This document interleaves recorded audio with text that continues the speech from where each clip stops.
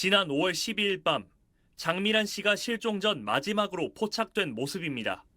장 씨는 밤 10시 15분쯤 장기 투숙하던 숙소를 나선 뒤 한림항 인근에서 휴대전화 기지국 신호가 마지막으로 잡혔습니다. 경찰은 어제 기자단을 상대로 한 첫 브리핑에서 장 씨의 휴대전화가 꺼질 때까지 기지국 신호 위치 변화가 없었고 추가로 통화가 이루어진 사실은 확인되지 않았다고 밝혔습니다. 장 씨는 결국 실종 104일 만에 제주 한림읍의 한 야자수 농장에서 숨진 채 발견됐는데 경찰은 장 씨가 숨진 시점이 실종 다음 날인 13일 새벽이 유력한 것으로 보고 있습니다. 그러면서 현장에서 발견된 여러 정황을 고려했을 때 범죄에 연루됐을 가능성은 낮아 보인다고 전했습니다.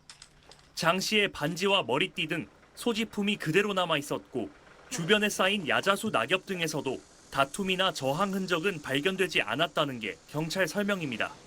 경찰은 현장 감식 과정에서 장 씨 소유로 추정되는 끈도 발견했다며 부검이 역시 장 씨가 목을 매 스스로 목숨을 끊은 것으로 보인다는 구두 소견을 밝혔다고 덧붙였습니다. 장 씨의 유서는 발견되지 않았습니다. 범행 경위와 동기를 밝히기 위해서 프로파일러를 지원받아서 지금 투입은 하고 있고 포렌식 자료 등 여러 가지 부분을 면밀히 분석해서 장 씨는 그제 구속된 부경장과 통화한 내역은 물론 일면식도 없는 것으로 파악됐습니다. 부경장은 여전히 실종자와 연락했다는 기존 주장을 유지하며 허위 종결 혐의를 부인하는 것으로 전해졌습니다. SBS 김수윤입니다.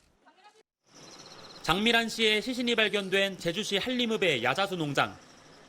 카나리아 야자수가 빽빽이 들어서 있어 농장 안으론 햇빛이 들지 않습니다. 아래쪽 줄기들은 다른 품종보다 높이가 낮아 허리를 숙이지 않고는 드나들기도 어렵습니다. 3에서 6m 높이의 카나리아 야자수가 빼곡한 사건 현장 인근의 또 다른 야자수 농장입니다. 좁은 틈 사이로 촘촘히 뻗어 있는 줄기들은 쉽게 부러지고 그 끝부분은 뾰족합니다. 인근 주민들은 이런 곳에서 실종자가 발견됐다는 사실이 믿기지 않는다고 말합니다. 아이고, 누가 알겠습니까? 깜짝 놀랐죠. 많이 다니지 않습니다, 누가. 가끔씩 차나 몇 대 다니지. 이제 우리는 냄새 못 맡았고 다니는 것도 못 봤고 전혀 몰랐어요. 카나리아 야자수의 특성을 잘 아는 인근 주민들은 장 씨가 스스로 목숨을 끊었을 가능성이 높다고 보는 경찰 판단에 의문을 제기합니다.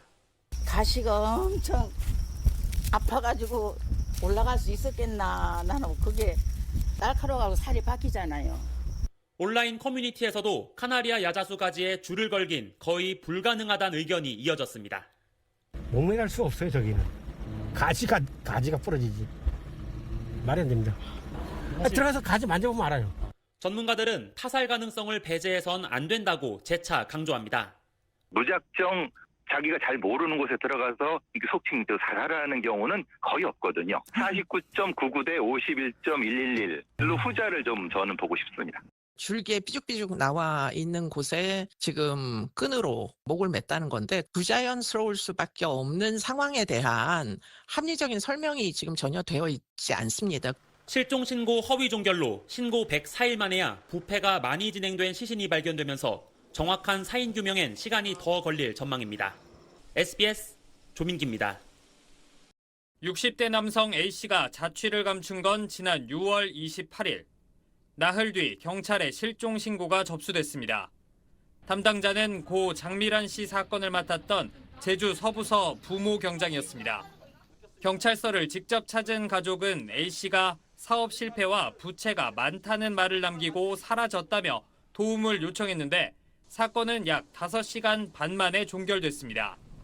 부경장이 A씨가 경찰관 만나길 거부했다며 실종 해제 처리를 한 겁니다.